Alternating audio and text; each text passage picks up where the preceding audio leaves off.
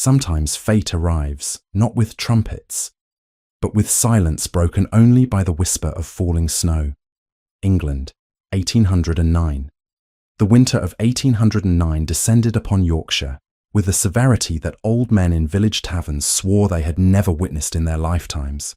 The snow began falling in mid-December and showed no inclination to cease, transforming the rolling countryside into an endless expanse of white that swallowed roads, landmarks, and any sense of direction for those foolish enough to venture beyond the safety of hearth and home.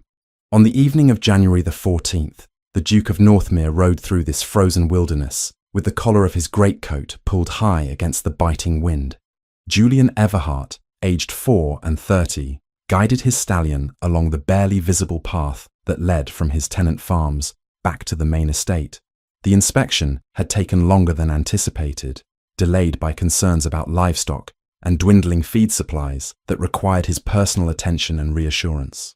Darkness came early in January, and it came swiftly. What had been merely dim afternoon light transformed within the span of half an hour into true night, made more disorienting by the continued snowfall that obscured even the moon. Julian knew these lands as intimately as he knew the rooms of his own house. Yet even he found himself pausing occasionally to ensure he maintained the proper course. The stallion beneath him, a creature bred for intelligence as much as strength, seemed equally uncertain, his steps cautious and his ears constantly swiveling. The wind howled across the open fields, carrying with it stinging pellets of ice that felt more like tiny blades against exposed skin. Julian squinted against the assault, his grey eyes watering from the cold. Another half-mile would bring him to the edge of the formal grounds, where lanterns would be visible from the house, and the path would widen into the approach drive. He urged the stallion forward, eager for the warmth of his study and the brandy that awaited him. It was the horse that noticed first. The stallion stopped abruptly, head thrown up, nostrils flaring as he tested the air. Julian tightened his grip on the reins, immediately alert. In weather such as this, predators sometimes ventured closer to human habitation, driven by the same desperate hunger that afflicted the countryside. "Easy," he murmured, one gloved hand moving to pat the animal's neck. His eyes scanned the darkness, searching for whatever had disturbed his mount. Then he saw it. A shape in the snow, perhaps 20 yards distant. At first, he took it for a fallen branch or an animal carcass, dark against the white. But something about the form troubled him, some quality that his mind could not immediately identify but recognized as fundamentally wrong. Julian dismounted, his boots sinking into snow that reached past his ankles. Leading the stallion by the reins, he approached cautiously, each step bringing greater clarity to what lay before him. Not a branch, not an animal, a woman. She lay motionless in the snow, curled on her side as though she had simply decided to rest there. But no one rested in such a place, in such weather, wearing nothing but a thin nightgown that the wind had torn and shredded until it barely preserved any modesty at all. Her feet were bare, and even from several paces away, Julian could see the dark stains on the snow around them that could only be blood. He dropped the reins and ran the final distance, falling to his knees beside her. His hands, still gloved, touched her shoulder and found flesh so cold it might have been marble. Snow had already begun to gather on her exposed skin, creating a grotesque dusting that made her appear more statue than human. "Can you hear me?" His voice came out rougher than intended. No response. He pressed his fingers to her throat, searching for the pulse point his late father's huntsman had once taught him to find in wounded animals. For a terrible moment, he felt nothing. Then, faint and irregular, a flutter beneath his fingertips. She lived, but barely. Julian swept his greatcoat from his shoulders and wrapped it around her, covering the inadequate nightgown and her exposed limbs. When he lifted her, she weighed almost nothing, as though the cold had leached substance from her bones. Her head lolled against his chest, and he could see her face for the first time. Young, perhaps 27 years. Brown hair, darkened by melted snow, clung to her cheeks and forehead. But it was the marks on her visible skin that made Julian's jaw tighten with fury. A bruise, deep purple and yellow at the edges, covered much of her left cheek. Another darkened her throat. Her lips were blue with cold, and when he shifted her weight to better secure his grip, he felt the unnatural give of ribs that should not move so freely beneath his touch. Someone had beaten this woman, badly, recently, and then someone had either driven her out into this killing cold, or she had fled into it willingly, choosing possible death over whatever awaited her in warmth and shelter. The stallion, trained for steadiness, stood where Julian had left him. It took considerable effort to mount while holding the unconscious woman, but Julian managed it, settling her across his lap with her head cradled against his shoulder. She made no sound, no movement, gave no sign of awareness at all. "Go," he commanded the horse, and the animal needed no further encouragement. The beast turned toward home with an eagerness born of instinct, quickening his pace despite the treacherous footing. The ride that should have taken perhaps 15 minutes stretched to 30 as Julian held his burden carefully, trying to shield her from the worst of the wind. He became aware, as they rode, that she was trembling. Not the violent shaking of consciousness, but the fine, rapid tremors that signaled a body attempting to warm itself through the only means remaining to it. He pressed her closer, willing his own warmth to transfer through the layers of fabric between them. "Hold on," he said, though she could not hear him. "Just hold on a little longer." The lights of Northmere Hall appeared through the darkness like salvation itself. The great house rose from the snow-covered landscape, its windows glowing with welcoming warmth. Julian guided the stallion directly to the main entrance rather than circling to the stables. Propriety be damned. "Mrs. Fairwick!" His shout carried across the entrance hall even before a startled footman could open the door. "Mrs. Fairwick, I need you immediately." The housekeeper, a woman of 50 years who had served the Everhart family since before Julian's birth, appeared at the top of the stairs within moments. Whatever reprimand she had prepared for such undignified shouting died on her lips when she saw what the Duke carried.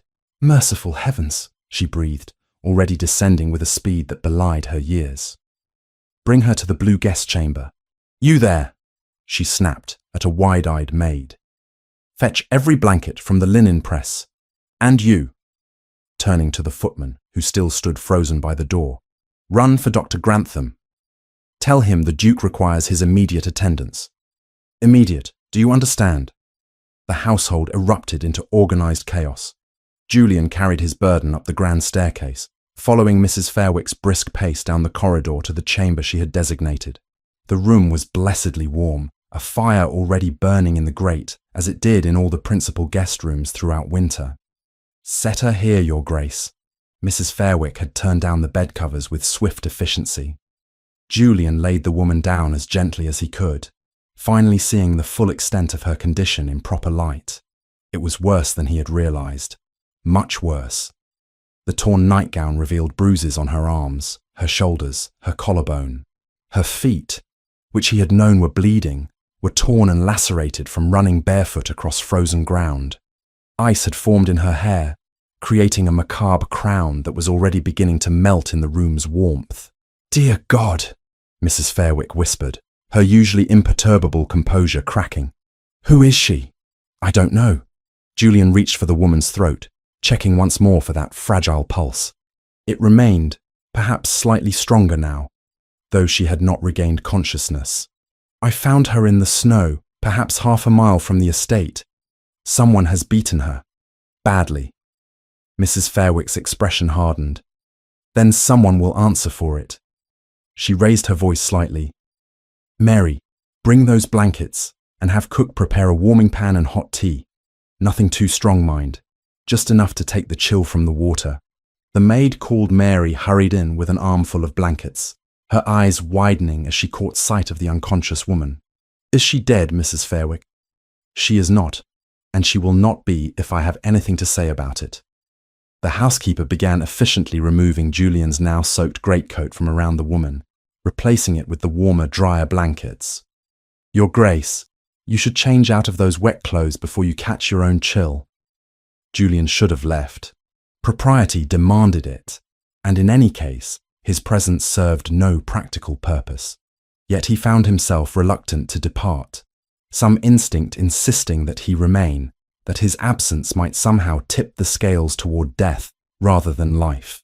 "I'll wait until Dr. Grantham arrives," he said. Mrs. Fairwick nodded, understanding evident in her eyes. Together they worked in silence, the housekeeper's skilled hands applying warm compresses to the woman's extremities, while Julian held her head steady as they attempted to trickle small amounts of lukewarm tea past her blue lips. Most of it ran down her chin, but some was swallowed, an encouraging sign. It was during one of these attempts that the woman stirred for the first time. Her head moved restlessly against the pillows, and her lips parted on words that emerged as barely audible whispers. "Won't marry him," she mumbled, her voice raw and broken. "Can't. Won't." Julian leaned closer, trying to catch the fragments of meaning. "You're safe," he said quietly. "No one will force you to do anything." But she was beyond hearing, lost in whatever fevered landscape her mind had constructed. "Mother's inheritance," she whispered. "Edmund lied. He lied about everything." "Edmund?" Julian glanced at Mrs. Fairwick. "Does that name mean anything to you?" The housekeeper shook her head. "Not from these parts, Your Grace." The woman's trembling had increased, transitioning from the fine tremors of hypothermia to the more violent shaking of fever taking hold. Mrs. Fairwick placed a hand on her forehead and frowned. "She's burning up. The cold has shocked her system, and now her body fights back too strongly."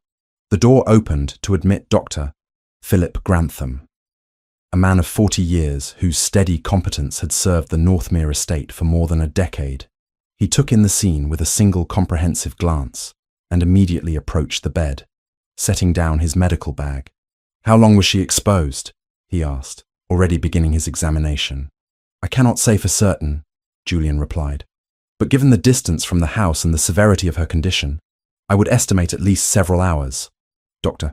Grantham's hands moved with professional efficiency, checking pulse, respiration, the color of her skin beneath the bruises.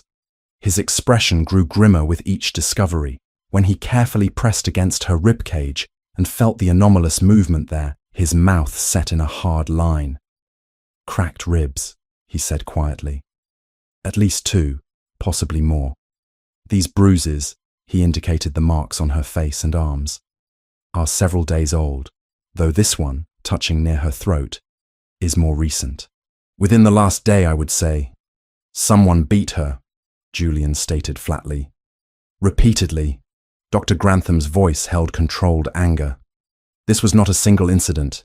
These injuries were inflicted over time, weeks at minimum. She has been subjected to sustained violence." He reached for the woman's hand, examining her wrist. "There." He pointed to a mark Julian had not noticed. "Do you see that circular pattern? That's from a manacle or tight rope. She was restrained." Mrs. Fairwick drew in a sharp breath. Julian felt rage kindle in his chest, cold and focused. "Will she survive?" he asked. "Possibly." Dr. Grantham withdrew a small bottle from his bag. "The hypothermia is my immediate concern, along with the fever that has resulted from it. Keep her warm, but not too warm. Continue with the lukewarm fluids when she can swallow. I'll prepare a tincture to help bring down the fever, though we must be cautious. Her body has endured multiple severe traumas in rapid succession." He worked in silence for several minutes, preparing his medicines and instructing Mrs. Fairwick on their administration. Julian stood back, watching the unconscious woman's face. She appeared peaceful now. The delirium temporarily subsided, but he could see the evidence of suffering in every line of her features. "There's something else, Your Grace." Dr. Grantham had moved to the foot of the bed and was gently examining her feet. "These injuries are consistent with running at speed over rough ground. Stones, frozen earth, sharp objects. She wasn't walking when she sustained these. She was fleeing from whoever beat her," Julian concluded. "One would assume." The doctor looked up. "When she wakes, if she wakes, she may be able to tell us more. But for now, all we can do is wait." Julian nodded slowly. "Mrs. Fairwick, assign someone to stay with her at all times. I want to know immediately if her condition changes." "Of course, Your Grace. And Dr. Grantham, I would ask you to document everything, every injury, every detail of her condition." Should we need to present evidence to authorities, I want a complete record. The doctor's expression showed approval. I'll prepare a full medical report. After Dr. Grantham departed, Julian remained a moment longer. The woman lay still beneath the blankets, her breathing shallow but steady. At her throat, visible now that Mrs. Fairwick had cleaned away some of the grime, hung a small locket on a tarnished chain. Julian reached down and carefully opened it. Inside, etched into the metal, was a coat of arms.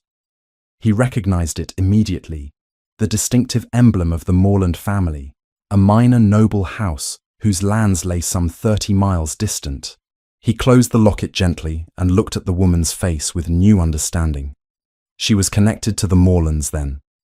Perhaps their ward, or a relation fallen on difficult times. The name she had mentioned in her delirium, Edmund, might be Edmund Morland, the current Viscount, a man Julian had met perhaps twice at social functions and remembered only as unremarkable. Unremarkable, perhaps. But if this woman had fled from his household, then Edmund Morland was far more than unremarkable. He was dangerous. Julian descended to his study and sat at his desk without bothering to change his damp clothes. He pulled out a sheet of writing paper and began to compose a letter to his man of business in London, requesting immediate and discreet inquiry into the Morland family, their current circumstances, and any information about female relations or wards who might match the description of the woman now lying unconscious in his guest chamber. Whatever story had driven her out into that killing snow, he would uncover it. And whoever had raised their hand against her would answer for it.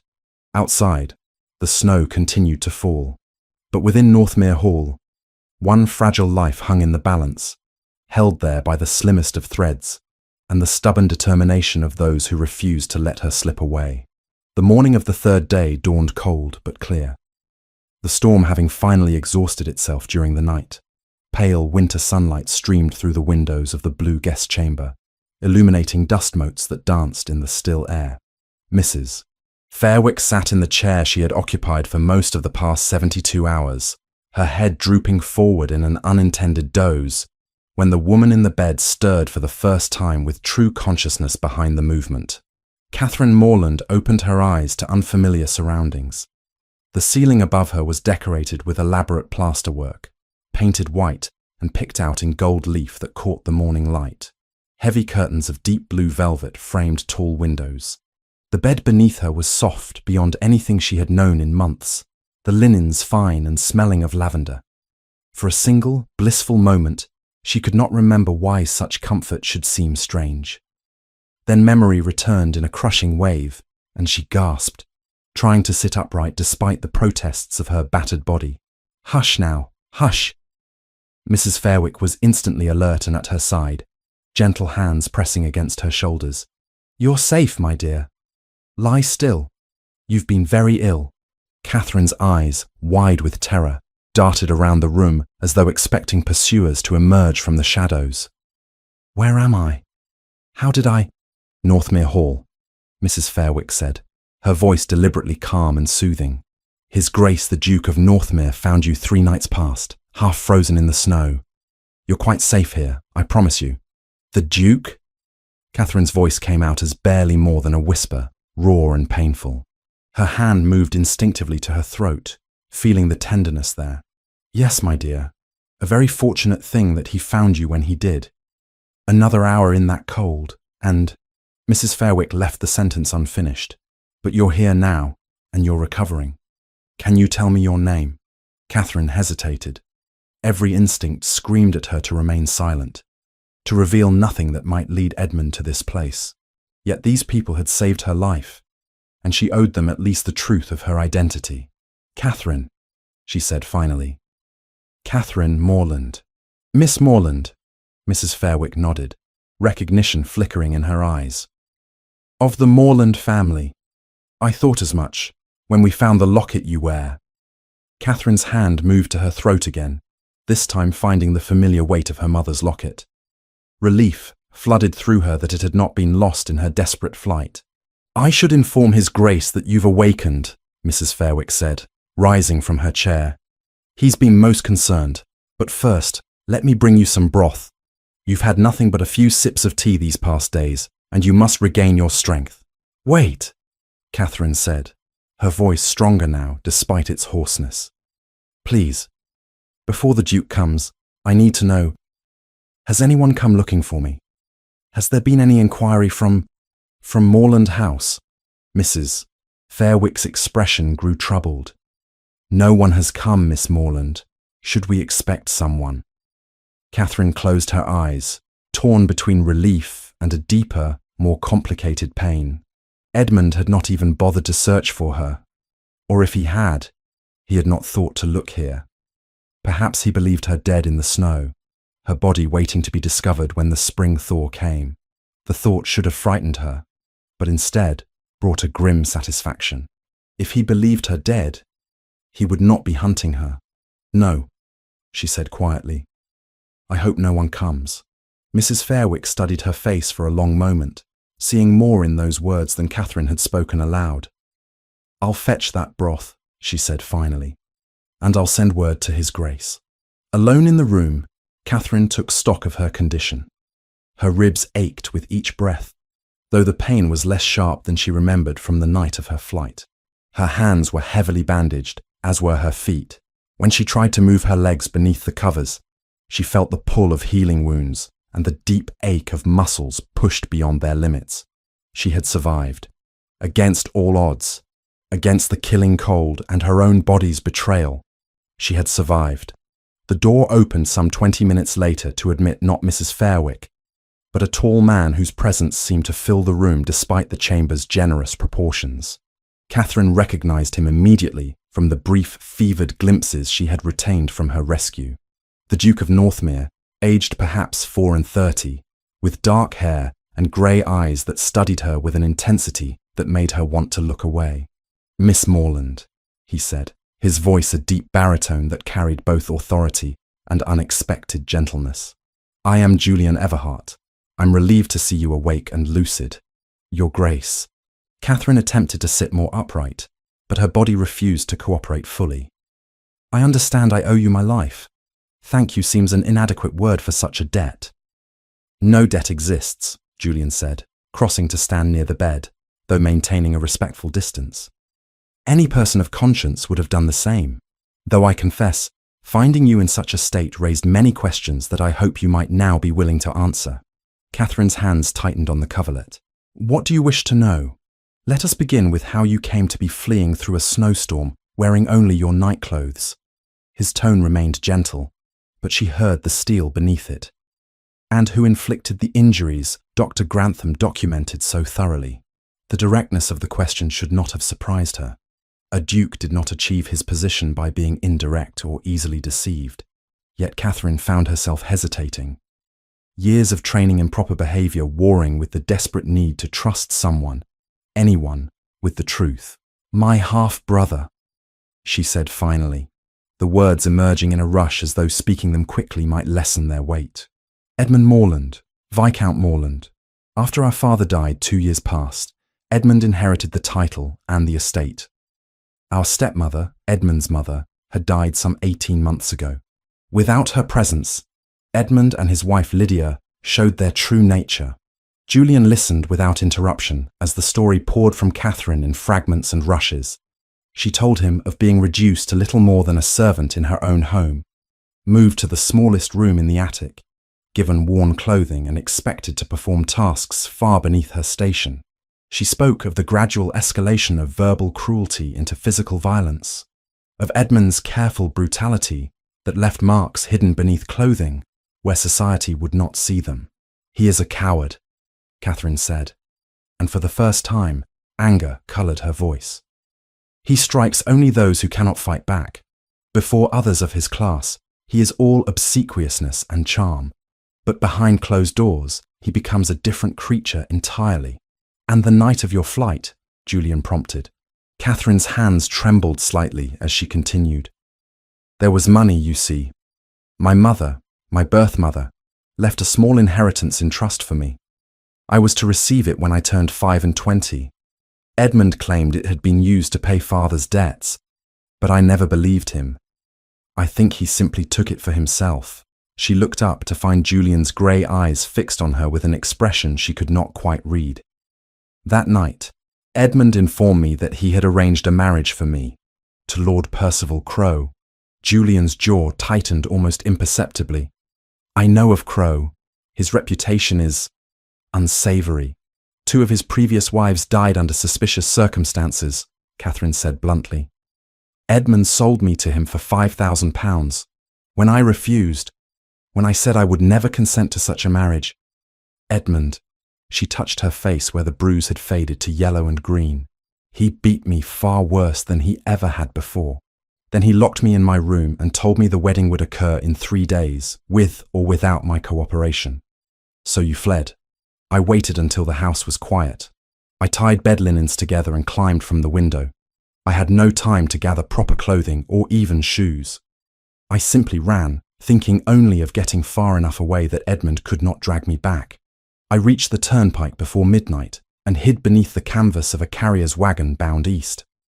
He never saw me. When the cart halted near a wayside inn at first light, I slipped away and kept to the hedgerows. By afternoon, a farmer's boy offered me a ride as far as the Northmere Road. When he realised what I was, he crossed himself and fled. I walked the last miles as the weather turned, and by dusk I could no longer feel my feet. The lights I saw across the fields were the first proof I hadn't strayed in circles. Catherine's voice dropped to barely above a whisper. I did not expect to survive the night. I only knew that death in the snow seemed preferable to the future Edmund had arranged for me. Silence filled the room after her words ceased. Julian stood motionless, his hands clasped behind his back, his expression controlled, but his eyes burning with barely suppressed fury. Edmund Morland will answer for what he has done, he said finally, each word precise and cold as winter ice. I give you my word on that. He is a Viscount, Catherine said tiredly. He has the protection of his title and his position. Who would believe the accusations of a penniless woman with no proof beyond bruises that are already fading? I would believe you, Julian replied, as would Dr. Grantham, who documented your injuries in meticulous detail, as would Mrs. Fairwick, who has tended you these past days, and as would any magistrate who saw the evidence of what was done to you. Catherine wanted to believe him, but years of Edmund's casual cruelty had taught her the futility of hope. What will you do? For now, you will remain here as my guest while you recover your strength. I have already set inquiries in motion regarding your family's situation and the matter of your mother's inheritance. My solicitors are investigating the documentation Edmund provided regarding those funds. I cannot impose on your hospitality indefinitely, Catherine protested. I have no money to pay for lodging, and I will not be an object of charity. If you could perhaps help me secure a position as a governess or companion. Miss Morland, Julian interrupted, his tone gentler than his words. You have cracked ribs, lacerations on your feet that required Dr. Grantham's stitches, and you were 3 days in a fever that nearly claimed your life. You will remain here until you are fully recovered, and we will discuss your future when you are well enough to make such decisions clearly. Catherine studied his face, searching for signs of the duplicity she had learned to expect from men of power. She found only resolve and something that might have been genuine concern. Why are you helping me? She asked. You don't know me. I'm nothing to you. You are a woman who was beaten and driven into a snowstorm to die, Julian said simply. That makes you someone who deserves protection and justice. Beyond that, no other reason is required. Mrs. Fairwick returned then with a tray bearing steaming broth and fresh bread. That's quite enough conversation for now, Your Grace, she said firmly, in the tone of one who had known Julian since he was in leading strings and felt entitled to manage him accordingly. Miss Morland needs rest and nourishment, not an interrogation. Julian inclined his head. Of course, Miss Morland. I will leave you in Mrs. Fairwick's excellent care. If you require anything at all, you need only ask. After he departed, Catherine sagged back against the pillows, exhausted by the brief conversation, despite having done little more than speak. Mrs. Fairwick helped her sit up enough to manage small spoonfuls of broth, and Catherine found herself ravenously hungry once the first taste touched her tongue. The Duke means what he says, Mrs. Fairwick said, as she tended to her patient. He's a good man, though many find him cold. He's been different since his wife died, more withdrawn. But in matters of justice and protection of those weaker than himself, he has never wavered. Catherine absorbed this information silently. A widower, then. That explained something of the controlled sorrow she had glimpsed beneath his composed exterior. "Rest now," Mrs. Fairwick urged when the broth was finished. "You're safe here at Northmere, and His Grace will ensure you remain so." As Catherine drifted towards sleep, for the first time in longer than she could remember, she felt the tension that had become her constant companion begin to ease. She was not fool enough to believe all her troubles were resolved, but for this moment, in this place, she was safe, and that was more than she had dared hope for when she fled into the snow 3 nights past.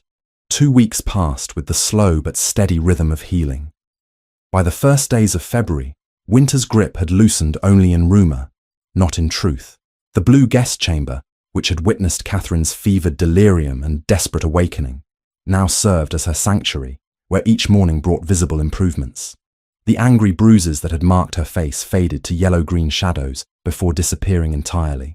Her ribs, which had protested even the slightest movement, now permitted her to walk the length of her chamber without gasping.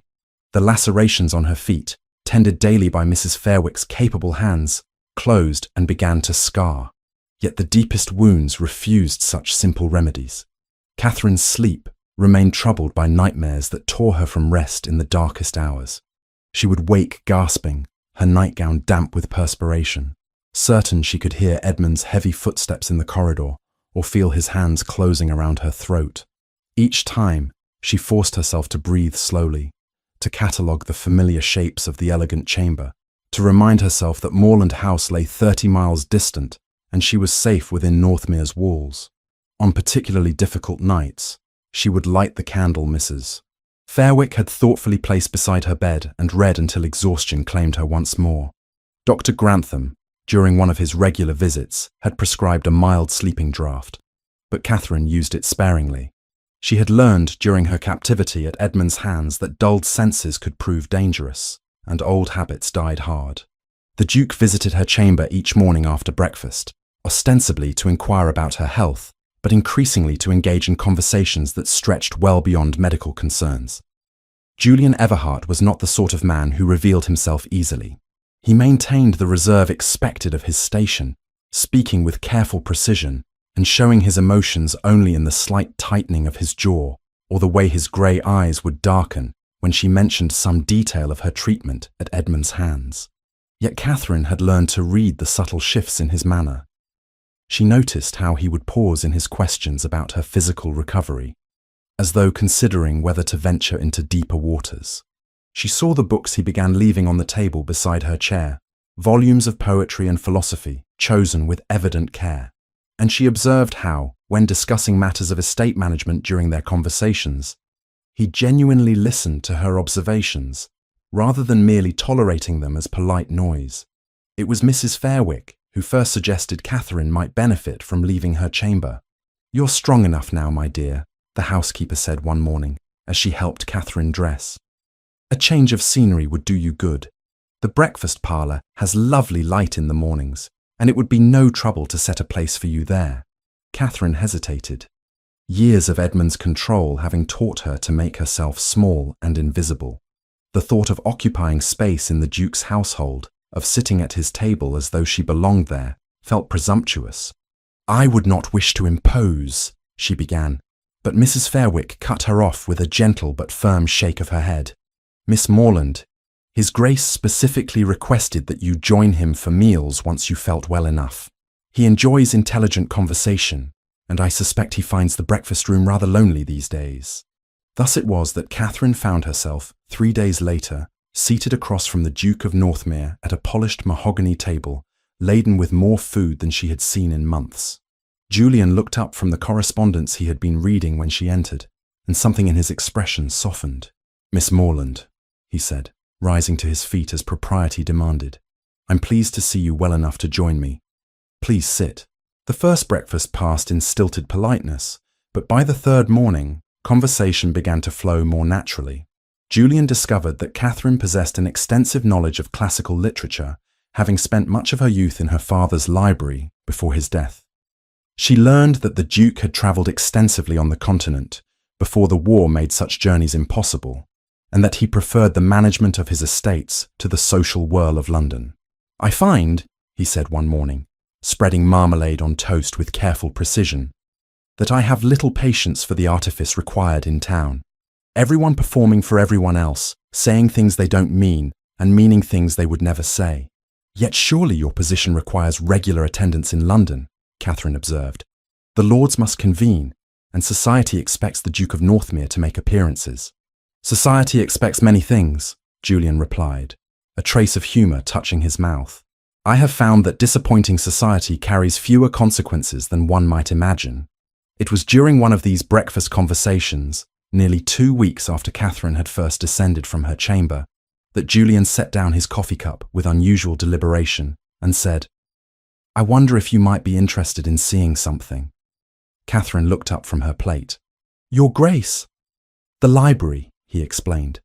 "It has fallen into considerable disarray since my wife's passing. Anna used to maintain the cataloguing system, and since her death, I confess I have allowed it to deteriorate.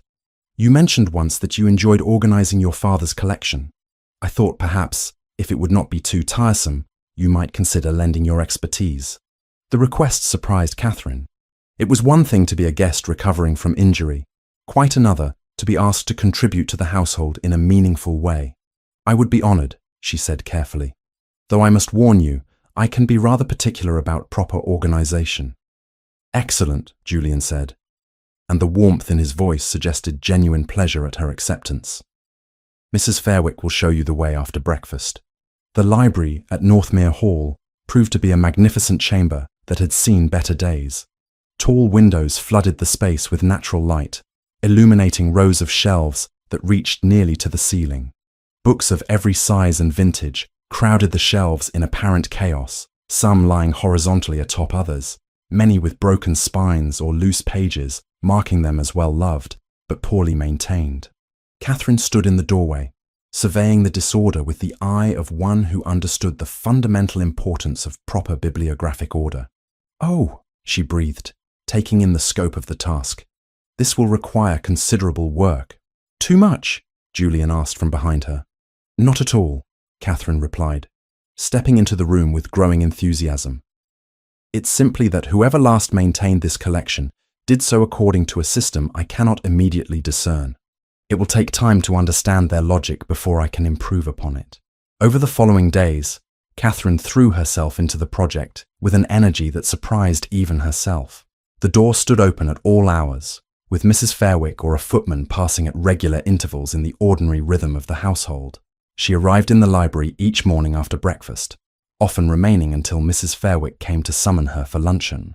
Julian would visit periodically, sometimes to retrieve a specific volume, other times simply to observe her progress and engage in conversation. It was during these quiet moments, surrounded by the musty scent of old books and the soft scratch of her pen recording titles and authors, that Catherine felt pieces of herself returning. Edmund had stripped away so much of who she had been, reducing her to little more than a frightened creature existing only to avoid the next blow. Here, in this beautiful room with its disorder waiting to be tamed, she remembered the Catherine who had delighted in knowledge, who had possessed opinions and interests beyond mere survival. Julian seemed to notice the transformation as well. "You appear more yourself," he remarked one afternoon, finding her perched on a library ladder, stretching to reach a volume on the highest shelf. "More at ease." Catherine descended the ladder carefully, conscious of her healing ribs. "Purpose suits me," she said simply. "I find idleness difficult to bear." "As do I," Julian agreed. He hesitated, then added, "I received a report from my solicitors this morning, regarding the matter we discussed." Catherine's hands stilled on the book she held. "My mother's inheritance." "Yes. The documents Edmund provided claiming the funds had been dispersed to settle your father's debts are indeed fraudulent. The trust remains intact at Coutts Bank in London, untouched and accruing interest these past several years. You are entitled to the full amount, which now totals just over £3,000. £3,000. The sum seemed almost incomprehensible to Catherine, who had been living as little more than a servant. Are you certain? She asked, scarcely daring to believe it. Edmund was so convincing. He showed me documents. Forged documents, Julian said, his voice hardening. My solicitors are prepared to act on your behalf to reclaim what is rightfully yours. However, doing so will require confronting Edmund directly with evidence of his fraud. I wanted to ensure you were prepared for what that might entail. Catherine drew a slow breath, feeling the familiar flutter of fear in her chest at the thought of facing her half-brother again. But beneath the fear ran a thread of anger, cold and bright. Edmund had stolen from her, beaten her, sold her to a monster. He deserved to face consequences for his actions. I'm prepared, she said firmly. What must I do? For now, nothing. Allow my solicitors to handle the legal matters. But Miss Morland, Julian's grey eyes held hers with an intensity that made her breath catch. You should know that Edmund has been making inquiries, searching for you. My investigator reports he has been seen in several nearby villages, asking questions about a young woman matching your description. The fear that had been a distant flutter became a tangible thing, coiling in Catherine's stomach. Does he know I'm here? I don't believe so, but he is searching, and eventually he may think to inquire at Northmere. When he does, I want you to understand that you are under my protection. He cannot remove you from this house, nor can he harm you while you remain within my walls. He is a viscount, Catherine said, the words emerging as barely more than a whisper. What power do I have against such a man? You have me, Julian replied simply. And whatever Edmund may be, his title does not grant him immunity from the law. He has committed fraud, assault, and attempted to force you into a marriage obtained by coercion and fraud, voidable at law. These are not trifles that can be dismissed because of his rank. Catherine wanted to believe him. More than that, she realized with some surprise, she did believe him. Julian Everhart might be reserved and difficult to read, but he had proven himself a man of his word. He had saved her life, sheltered her when she had nothing, and now offered to fight battles on her behalf that she could never have fought alone. Thank you, she said, the inadequacy of the words evident even to her own ears. I know I have said it before, but I do not believe I can ever truly express what your kindness has meant to me. Julian's expression softened. You owe me no thanks. Anyone of conscience would have done the same. I think you underestimate your own character. Your Grace, Catherine said quietly. Not everyone would have stopped to help a stranger in the snow, and fewer still would have involved themselves so deeply in her troubles. For a moment, something flickered in Julian's eyes, an emotion Catherine could not quite name. Then he inclined his head and changed the subject to a less fraught topic, asking her opinion on where a particular set of agricultural treatises should be shelved. That evening, as Catherine prepared for bed with Mrs. Fairwick's assistance, the housekeeper remarked, You've done the Duke a world of good, Miss Morland. I haven't seen him so engaged with life in years, not since before Lady Anna passed. I'm glad to have been of some small use, Catherine replied. But the housekeeper's next words gave her pause. It's more than use, my dear. It's companionship. This house has been too quiet, too full of ghosts. You've brought light back into corners that have been dark for too long. After Mrs. Fairwick departed, Catherine stood at her window, looking out over the grounds of Northmere bathed in moonlight. Somewhere beyond the estate's borders, Edmund was searching for her. Lord Crow remained a threat she had not yet confronted. The future remained uncertain and fraught with dangers she could not fully anticipate. But here, in this moment, she was safe, she was healing, and for the first time in years, she was beginning to hope that the life ahead might hold more than mere survival. Perhaps, just perhaps, it might hold actual happiness. The thought both thrilled and terrified her in equal measure. She had learned the hard way that hope could be a dangerous thing, that happiness was fragile and easily shattered. Yet as she climbed into bed and extinguished her candle, Catherine allowed herself to imagine a future where she was more than Edmund's victim, more than a woman defined by what had been done to her. Tomorrow she would return to the library. Tomorrow she would continue rebuilding, one catalogued volume at a time, both the collection and herself. For tonight, that was enough. Edmund Morland arrived at Northmere Hall on a grey afternoon, when the last remnants of winter clung stubbornly to the Yorkshire landscape. The messenger, who brought word of his approach, found Julian in the estate office, reviewing ledgers with Will Turner, his steward of 10 years. The man who had overseen drainage improvements and crop rotations with quiet competence now stood witness as Julian received the news with a face that might have been carved from stone. "The Viscount Morland requests an audience with your grace," the footman announced, his voice carefully neutral. "He claims urgent family business regarding his sister." Julian set down his pen with deliberate precision. "Show the Viscount to my study. Inform him I will attend him presently, and send word to Lord Hargrave that his presence would be appreciated." He turned to Will. "Find Miss Morland. Tell her to remain in her chambers until I send word. Mrs. Fairwick is to stay with her." Will nodded, understanding the unspoken command in his employer's tone. "At once, Your Grace." 15 minutes later, Julian entered his study to find Edmund Morland examining a painting of the Northmere estates with the false appreciation of a man attempting to appear at ease. The Viscount was a man of 35, possessed of the sort of bland handsomeness that society found unobjectionable. His clothes were well tailored, his manner deferential. Nothing in his appearance suggested the brutality Catherine had described. "Your Grace." Edmund offered a bow calculated to convey respect without subservience. "I apologize for arriving unannounced. However, the matter that brings me here admits of no delay." "Viscount Morland," Julian acknowledged, making no move to sit or offer his visitor a seat. "You mentioned urgent family business." "Indeed. My half-sister, Catherine, disappeared from our home nearly 3 weeks past during the snowstorm. We have been searching frantically, fearing the worst. Yesterday, a merchant in the village mentioned seeing a young woman matching her description at Northmere. I came at once, hoping against hope that she might have sought shelter here. The performance was masterful." Edmund's voice trembled with precisely calibrated emotion, his expression arranged into lines of fraternal concern. Had Julian not known the truth, he might have been moved by such apparent devotion. "Miss Morland is indeed a guest at Northmere," Julian replied, his tone revealing nothing. "I found her collapsed in the snow on the night of the 14th of January. Dr. Grantham attended her. She has been recovering here under my protection." Relief flooded Edmund's features, though something harder flickered in his eyes. "Thank God. I cannot express my gratitude, Your Grace. To think what might have happened had you not found her. May I see her? She must be terribly distressed. Our entire household has been beside itself with worry."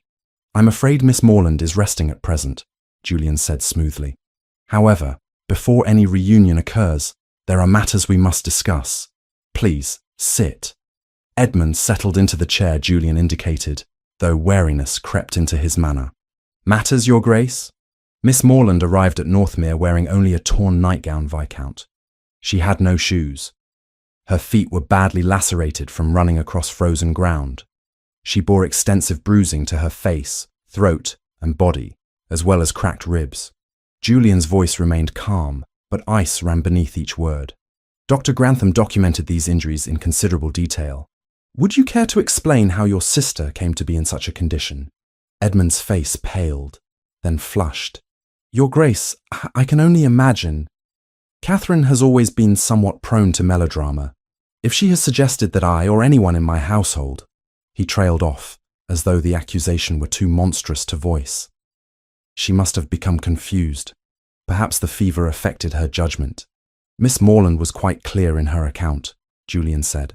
"She described systematic abuse at your hands over the course of many months. She also mentioned that you attempted to force her into marriage with Lord Percival Crowe, a man whose reputation for violence toward his wives is well documented." Edmund rose abruptly from his chair. "This is outrageous. My sister is clearly unwell, perhaps mentally disturbed by her ordeal. To make such accusations against her own family." The study door opened to admit Lord Thomas Hargrave, whose expression suggested he had been thoroughly briefed on the situation. "Your Grace, Viscount Morland.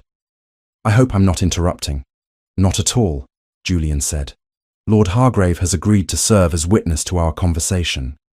Please continue, Viscount. You were saying something about accusations. Edmund's confidence visibly wavered with the introduction of a witness. He resumed his seat, his manner shifting from offended dignity to conciliation. Perhaps there have been misunderstandings. Catherine has always been sensitive, prone to exaggeration.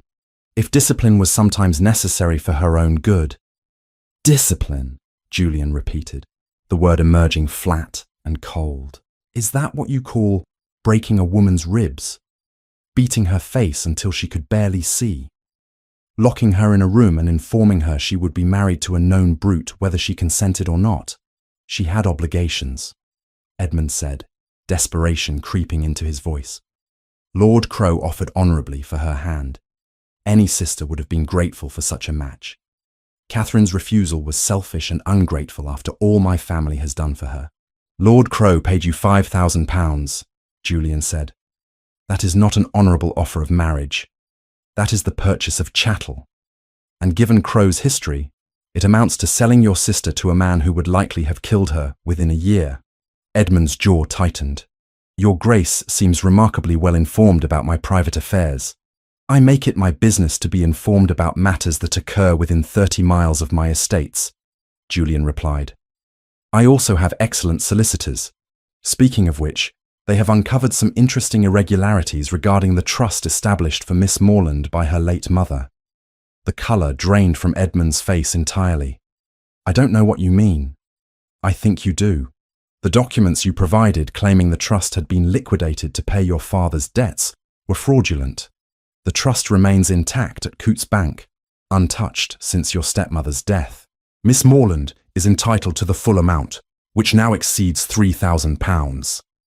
Edmund stood again, his composure finally shattering. You have no authority to interfere in family matters. Catherine is under my guardianship. I have the right. You have no rights where Miss Morland is concerned, Julian interrupted, his voice cutting through Edmund's protests. As of this morning, my solicitors filed papers with the proper authorities documenting your abuse and your attempted fraud. I am prepared to present Dr. Grantham's medical report, witness testimony, and documentary evidence of your crimes before any magistrate in Yorkshire. I am a Viscount, Edmund said, falling back on his final defence. My word carries more weight than that of some country physician or a woman prone to hysteria. Perhaps, Julian conceded.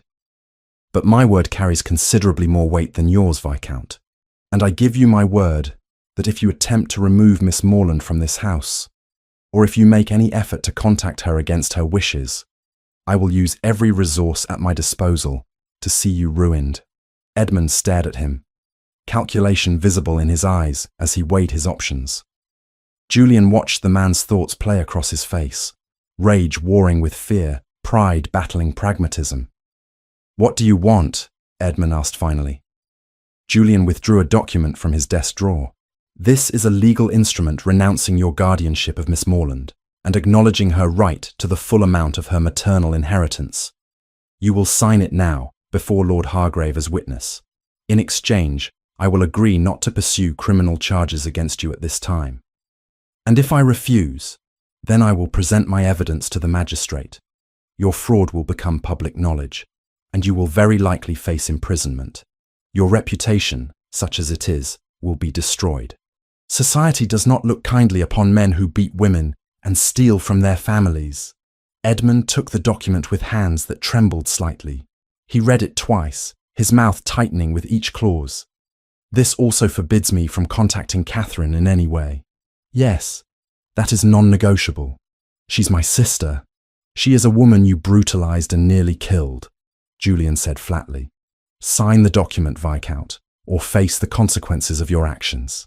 For a long moment, silence hung in the study. Lord Hargrave watched with the careful neutrality of a man prepared to testify to every word spoken.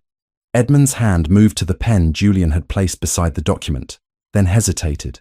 What about Crow? Edmund asked suddenly. He paid me for Catherine. If I cannot deliver her, he will demand his money back. £5,000 I no longer have. That is your concern, not mine, Julian replied. Though I would suggest you consider very carefully before involving Crow in any attempt to reclaim Miss Morland. His interests in this matter are— also being addressed. Something in Julian's tone must have conveyed the threat, for Edmund paled further. His hand moved to the pen again, and this time he signed his name with sharp, angry strokes. Lord Hargrave witnessed the signature, and the document was sealed before Edmund could reconsider. "There is one more thing," Julian said, as Edmund rose to leave. "You will leave Yorkshire today. You will not return to this county. If I receive word that you have been seen anywhere near Northmere or making inquiries about Miss Morland's whereabouts, our agreement is void, and I will proceed with criminal charges. Do you understand?" Edmund's face twisted with barely suppressed rage. "Perfectly, Your Grace." As the door closed behind the Viscount, Lord Hargrave exhaled slowly. "That was well done, Julian. Though I wonder if you have made an enemy who will not forget this humiliation." "Let him remember," Julian said. "As long as he remembers to stay away from Miss Morland, I care nothing for his injured pride."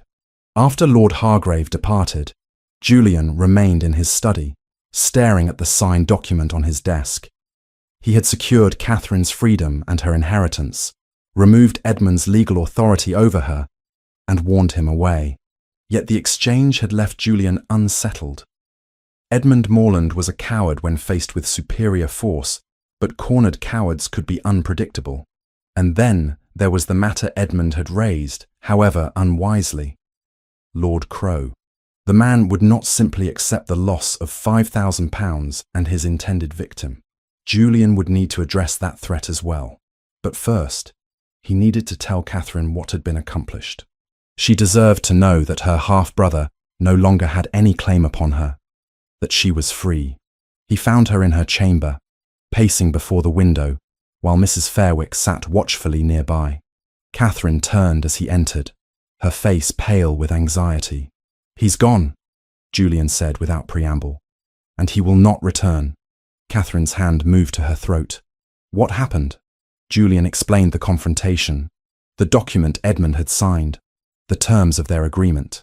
He watched as Catherine absorbed the information, emotions flickering across her face too quickly to name. "I'm free?" she asked, the words emerging as barely more than a whisper. "Truly free?" "Truly free," Julian confirmed. "Edmund has no authority over you. Your inheritance will be returned to you. And if he violates any term of our agreement, he will face the full weight of the law." Catherine sank into a chair, her hands trembling in her lap. Mrs. Fairwick moved to her side, offering silent support with a gentle hand on her shoulder. For a long moment, no one spoke. Then Catherine looked up at Julian, and he saw tears streaming down her cheeks. But she was smiling, a fragile, wondering expression that transformed her features. "Thank you," she said, "for everything you have done, everything you have risked on my behalf. I know I can never repay such a debt." Julian crossed the room and knelt beside her chair, bringing himself to her eye level. "There is no debt, Catherine. You owe me nothing.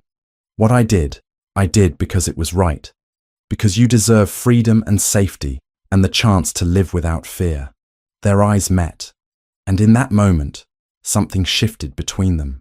The careful distance Julian had maintained since her arrival, the propriety that had governed all their interactions, suddenly felt like an obstacle rather than a protection.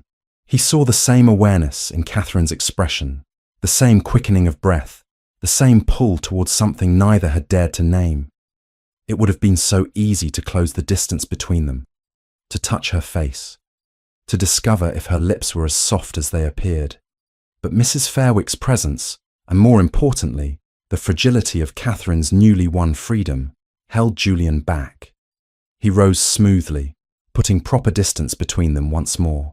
"You should rest," he said, his voice rougher than intended. "This has been a difficult afternoon." Catherine nodded, though her eyes remained fixed on his face. "Will you join me for dinner this evening?" "Of course," Julian replied. "Always." As he left the chamber, he did not allow himself to look back, but he carried with him the image of Catherine's smile, and the dangerous hope that perhaps, given time, they might find something more precious than mere safety within Northmere's walls. The days following Edmund's departure settled into a new rhythm at Northmere Hall, one marked by cautious optimism and the careful navigation of feelings neither Catherine nor Julian had yet acknowledged aloud. The threat of Edmund had been removed, but other shadows remained, and it was Lady Constance Hargrave who would illuminate one of them. Lady Constance arrived on a bright February afternoon when the first hints of approaching spring whispered through the Yorkshire countryside. She was a woman of 38 years, possessed of warm brown eyes and a manner that invited confidence without demanding it. Her husband Thomas had spoken to her of Catherine's situation, and she had come with the explicit purpose of befriending the young woman who had so captured Northmere's attention. Catherine received her in the morning room, still uncertain of her place in the household's social hierarchy. Was she guest, companion, or something else entirely? The ambiguity troubled her, though she tried not to dwell upon it. "Miss Morland," Constance greeted her with genuine warmth, taking both of Catherine's hands in hers. "I have been longing to meet you properly. Thomas has told me something of your circumstances, and I wanted you to know that you have a friend in me, should you wish one." The simple kindness of the offer brought unexpected tears to Catherine's eyes. "Thank you, Lady Hargrave. That is most generous." "Constance, please, we shall be neighbours after all, and I find formality tiresome among friends." She settled into a chair with easy grace. "Now Julian has mentioned you have been organising his library. A Herculean task, I'm told. The late Duchess Anna tried for years to bring order to that chaos." The mention of Julian's wife caught Catherine's attention. She had wondered about the woman whose portrait hung in the long gallery, whose handwriting appeared in the margins of certain books, whose absence seemed to haunt Northmere's halls. "I hope I have not overstepped," Catherine said carefully. "His Grace kindly allowed me to implement a new system." "Overstepped? My dear, you've done Julian a considerable service. He adores that library but has never had the patience to properly maintain it." Constance paused, studying Catherine's face. "Has he told you about Anna?" "Only that she passed 4 years ago," Catherine admitted. "I did not wish to pry into painful memories." Constance nodded slowly. "It is a story Julian rarely speaks of, but one I think you should know if you're willing to hear it." Catherine found herself leaning forward, drawn by the gravity in Constance's voice. "I would be grateful for any insight into His Grace's past." Over tea, Constance painted a portrait of Julian's marriage. Anna Fairfax had been the daughter of the Marquess of Pemberley, a match arranged when Julian was but 24. She had been lovely and gentle, but fragile in ways that went beyond the physical. The robust country life Julian loved had never suited her delicate constitution. She had longed for London's civilized comforts, for society and culture, while Julian found such things stifling. They were not unhappy, Constance explained, stirring her tea thoughtfully, but neither were they truly happy. They existed side by side rather than together, if you understand my meaning.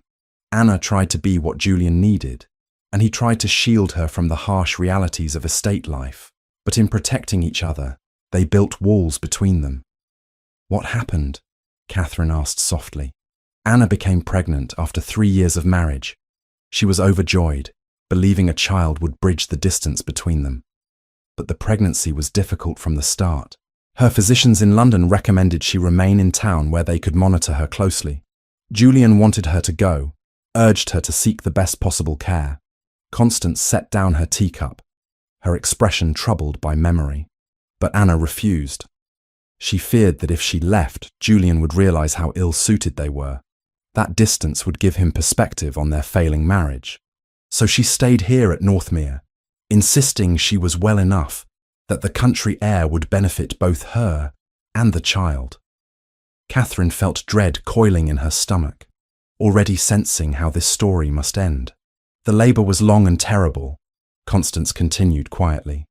"Dr. Grantham did everything possible, but Anna hemorrhaged severely.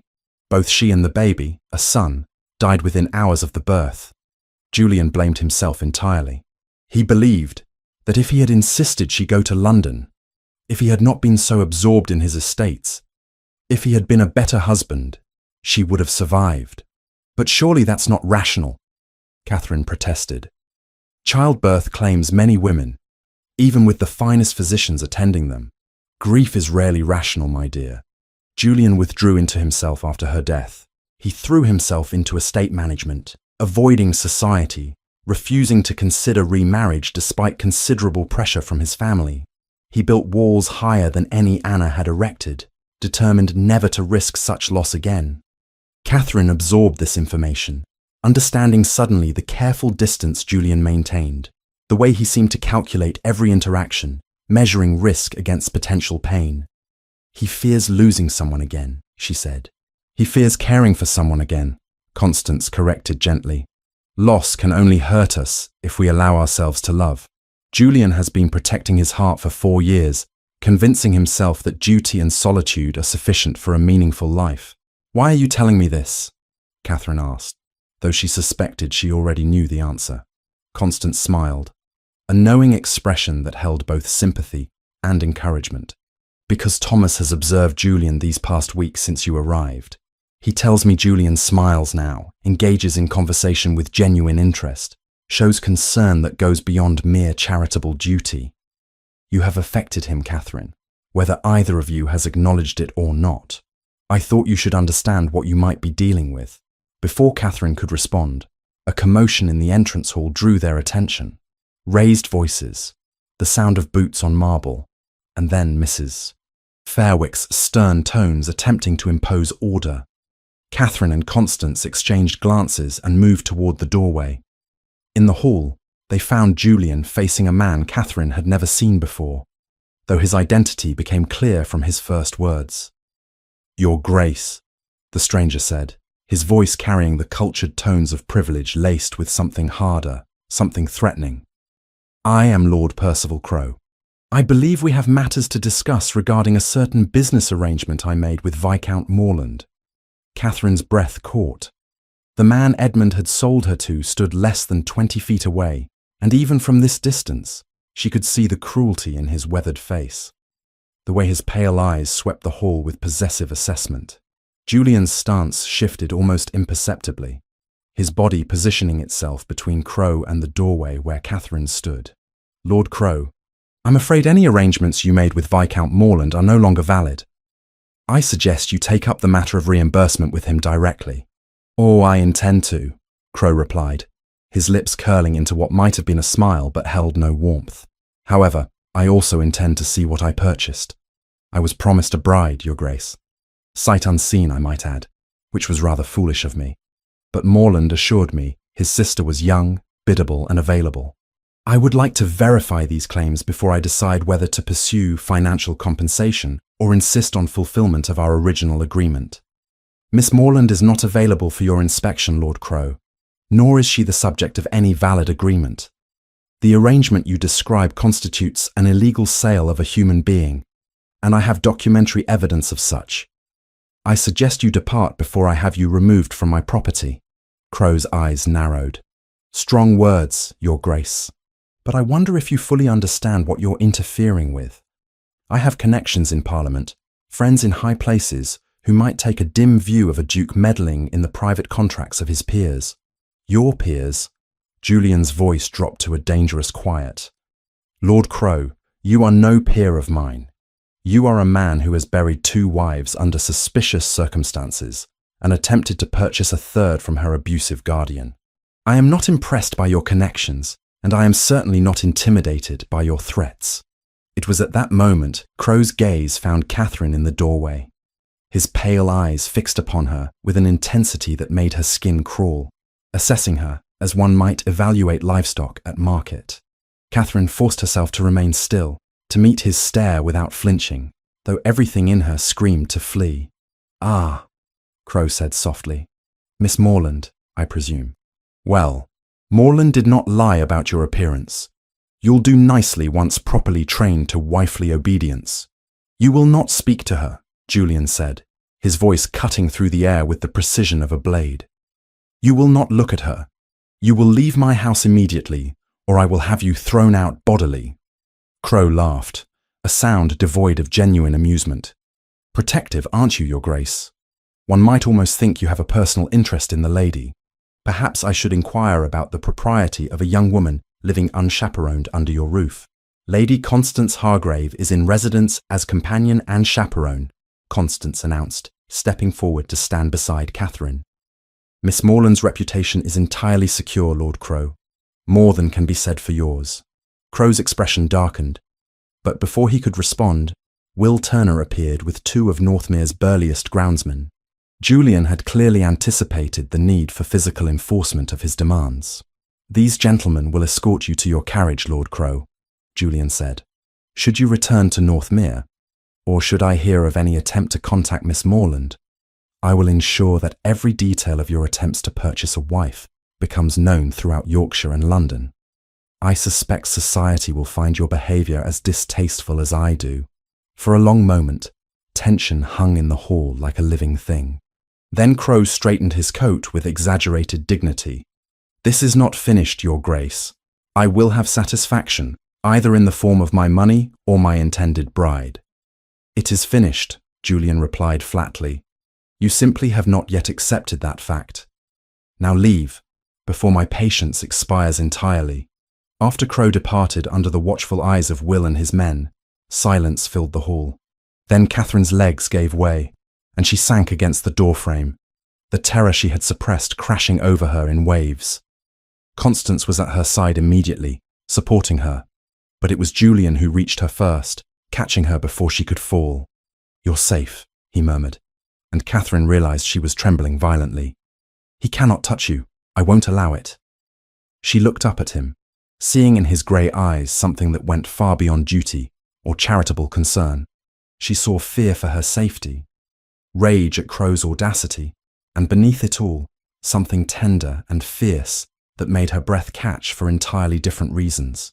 "He will not stop," she whispered. "Men like that never do." "Then I will stop him," Julian replied. "Whatever it takes, Catherine. I promise you." As he held her there in the entrance hall, with Constance watching with knowing eyes, and Mrs. Fairwick hovering protectively, Catherine understood that something had shifted irrevocably. Julian had declared himself her protector, not out of obligation, but choice. And she, despite all her fears and hard-won caution, was beginning to hope for something more dangerous than mere safety. She was beginning to hope for love. In the days following Crow's unwelcome appearance, Northmere Hall transformed from sanctuary into fortress. Julian increased the number of groundsmen patrolling the estate boundaries, instructed Will Turner to report any strangers seen on the roads approaching the property, and made discreet inquiries through his network of contacts regarding Crow's movements and intentions.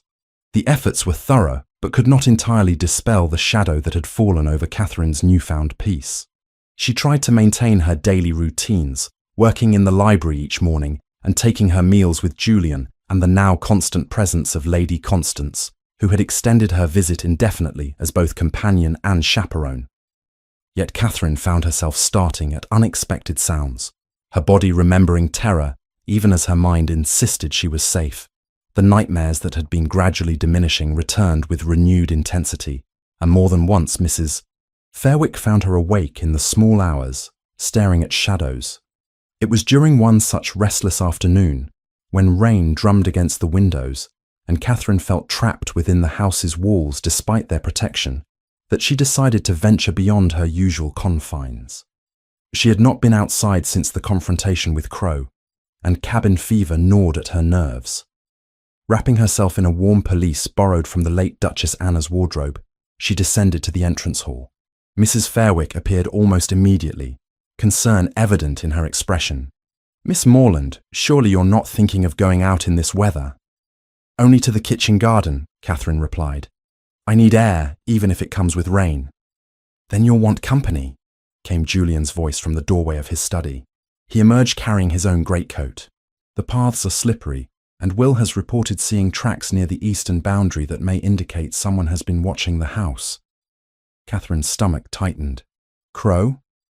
Possibly. Or simply a poacher taking advantage of the weather. Regardless, you should not walk alone." He offered his arm with the formality that had characterized all their interactions since the day he had held her, while she trembled in the entrance hall. "Shall we?" They walked in silence through the covered passage that connected the main house to the kitchen gardens, emerging into a world rendered grey and indistinct by falling rain. The garden itself was dormant, waiting for spring, but someone had maintained the pathways, and the structure of raised beds promised future abundance. Will suggested expanding this area, Julian said as they walked, his voice carrying easily over the sound of rain. He believes we could grow enough vegetables to supply the household entirely and have surplus for the tenant families. What do you think?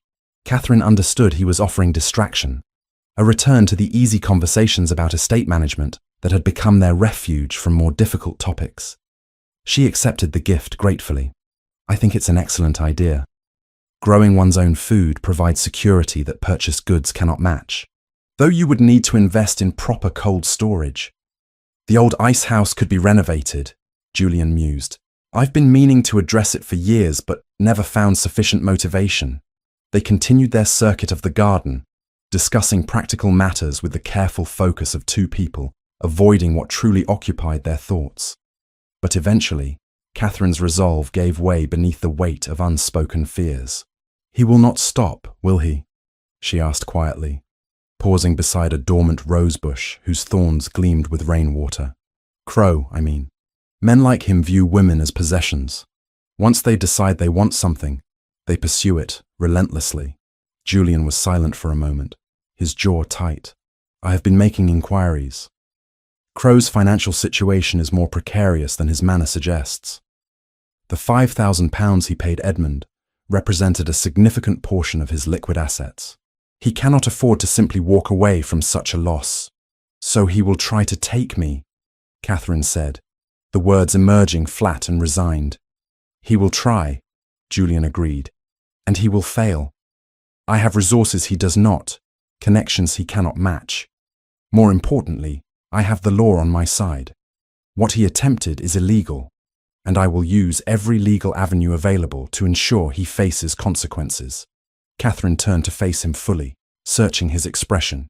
Rain plastered dark hair to his forehead and ran in rivulets down the planes of his face, but his grey eyes held steady certainty. Why are you doing this? Truly doing this, not just the polite explanations about duty and conscience. You could have helped me recover and sent me on my way with my inheritance. Instead, you have made yourself a target for both Edmund's resentment and Crow's obsession. Why? The question hung between them, demanding honesty neither had yet offered. Julian's hands, clasped behind his back in his habitual posture, tightened visibly. When he spoke, his voice was rougher than usual. Because the thought of you in Crow's hands is unendurable. Because you have become important to me in ways I did not anticipate and cannot entirely explain. Because, he stopped, seeming to wrestle with words that refused easy arrangement. Because I care what happens to you, Catherine. More than is probably wise. Catherine's breath caught. Julian. It was the first time she had used his given name, and the intimacy of it seemed to break something in his careful control. He reached for her hand, not the formal touch of a gentleman assisting a lady, but the desperate grip of a man anchoring himself to something precious. I swore after Anna died that I would never allow myself to care so deeply again, he said. The pain of loss seemed too great a price for whatever happiness might come before it. I built walls, convinced myself that solitude and duty were sufficient for a meaningful existence. Then you arrived, half dead in the snow, and every wall I constructed has slowly crumbled. I'm afraid, Catherine whispered. Not just of Edmund or Crow, though they terrify me. I'm afraid of this, of what I feel when I'm near you. I have learned to expect pain from those who should protect me. How do I trust that you are different? Julian raised her hand to his lips, pressing a kiss to her rain-dampened knuckles that felt more intimate than any embrace. You teach me, he said simply. As I teach you. Neither of us knows how to navigate this, but perhaps we can learn together. Before Catherine could respond, a shout rang out from the direction of the stable yard. Julian's head snapped toward the sound, his body immediately tense and alert. Will Turner appeared, running through the rain with unusual haste. Your Grace, he called. We've caught someone skulking near the eastern wall. Claims he was just seeking shelter from the rain, but I recognized him from the village. He's been asking questions about Miss Morland in the taverns. Julian's expression hardened instantly. Bring him to the stable. I'll speak with him there. He turned to Catherine. Go back to the house. Find Constance and Mrs. Fairwick and stay with them. Julian. Please, "Catherine, let me handle this. I need to know you're safe so I can focus on discovering what this man knows." Reluctantly, Catherine nodded and hurried back through the covered passage. Her heart hammered against her ribs, the moment of intimacy shattered by renewed danger. She found Constance and Mrs. Fairwick in the drawing room and explained what had happened. "I don't like this," Mrs. Fairwick said grimly. "Men don't skulk about great estates in the rain without purpose. If Crow has hired watchers, then we need to know what they've seen and reported," Constance finished. "The Duke will discover the truth, Catherine. Trust him." Nearly an hour passed before Julian returned, his expression grim but satisfied. He found Catherine pacing before the drawing room fire, unable to settle. "Well?" she demanded as soon as he entered. "The man is indeed employed by Crow, though he claims he was merely observing the estate's routines, nothing more sinister. I have sent him off with a message for his employer. Any further surveillance will be treated as trespass and prosecuted accordingly. I have also dispatched a letter to the local magistrate documenting Crow's harassment and requesting formal intervention." "Will it help?" Catherine asked. "It establishes a legal record. If Crow attempts anything more aggressive, we have grounds for immediate action." Julian's hands flexed at his sides, frustration evident despite his controlled tone. "I wish I could do more. I wish I could simply remove the threat entirely." Catherine crossed to him, surprising both of them by taking his hands in hers. "You have done more than anyone else in my life ever has. You have given me safety, hope, and something I thought I would never have again. The courage to imagine a future worth living." Julian's fingers closed around hers, his touch warm and steadying. "I want to be part of that future, Catherine. When this is over, when Crow has been dealt with and you are truly free, I want—" He paused, seeming to gather courage. "I want to court you properly, to see if what we feel now might grow into something lasting." "I want that too," Catherine said softly. "But I also want you to understand that I come with complications. Edmund may be legally neutralized, but he will harbor resentment. Crow remains a threat. And I—" She hesitated, then forced herself to continue. "I carry scars, Julian, not just physical ones. There are parts of me that are broken. Then we will mend them together," Julian replied. "Or we will simply work around the broken places until they become part of the pattern rather than flaws. I am not looking for perfection, Catherine. I am looking for you." The words settled into Catherine's heart like a benediction, a promise of acceptance she had never dared to hope for. She rose on her toes and pressed a gentle kiss to his cheek. Nothing improper, but weighted with all the emotion she could not yet voice. "Thank you," she whispered, "for seeing me when I thought I was invisible." Julian's arms came around her then, drawing her into an embrace that felt like coming home. They stood there as rain continued its assault on the windows, as Constance and Mrs. Fairwick tactfully withdrew to give them privacy, as Northmere Hall's walls held firm against the threats gathering beyond them. Whatever came next, whatever dangers Crow might yet pose, Catherine knew she would not face them alone. She had found more than sanctuary in this house. She had found the possibility of love, fragile and new, but growing stronger with each passing day. And that, she thought, as Julian's hand stroked gentle patterns on her back, was worth fighting for. The attack came 3 days after the confrontation in the rain-soaked garden, and it came with the brutal efficiency of a man who had nothing left to lose. Catherine had ventured to the village in Mrs. Fairwick's company to purchase fabric for new gowns, an ordinary errand that should have carried no more danger than choosing between muslin and silk. Will Turner accompanied them as driver and protector, while 2 of Northmere's burliest groundsmen rode alongside the carriage as additional security. The road between Northmere and the village wound through woodland that provided ideal cover for an ambush. Later, Julian would curse himself for not anticipating the vulnerability of that particular stretch.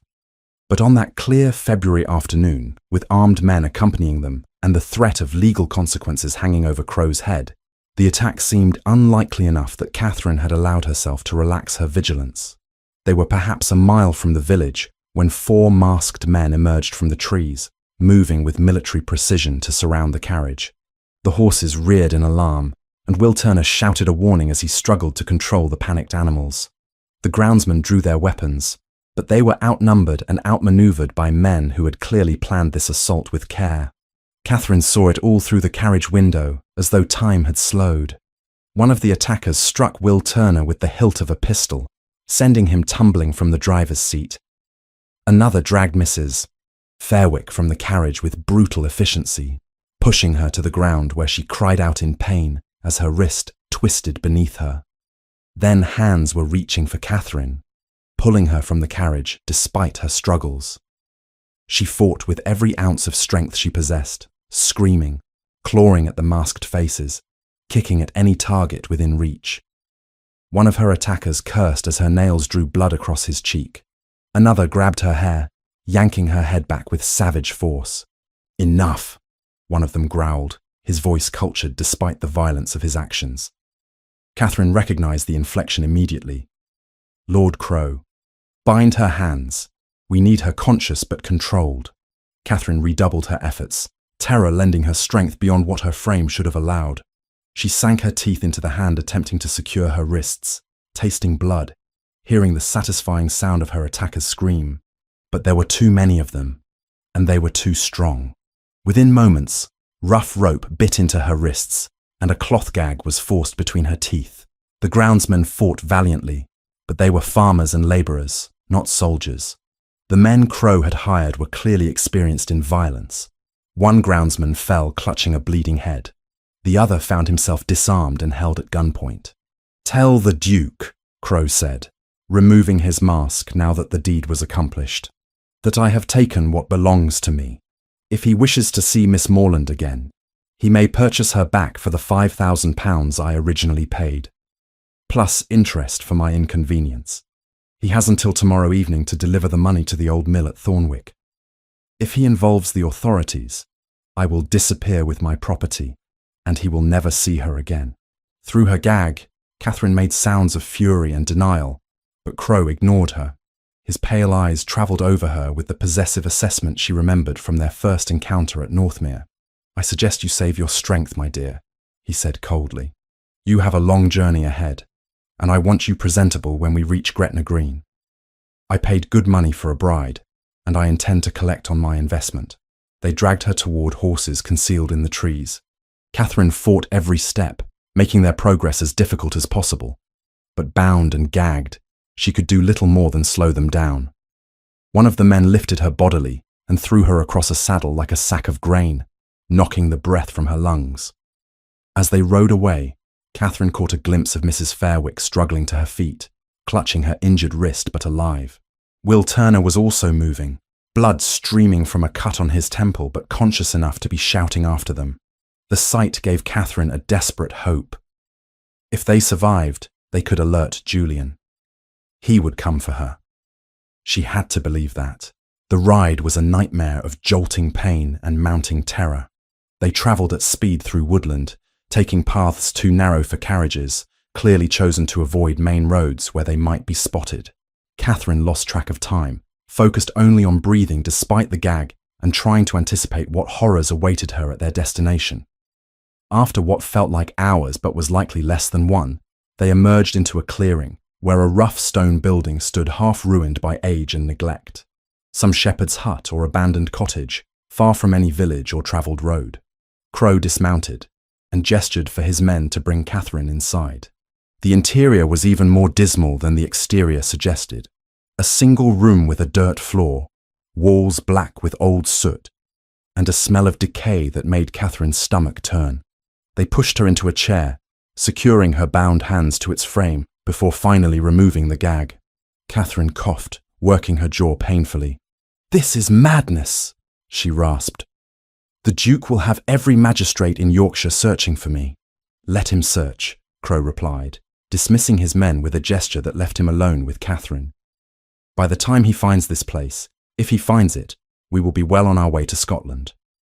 I have fresh horses arranged at intervals, contacts who will provide shelter, and a route planned to avoid main roads entirely.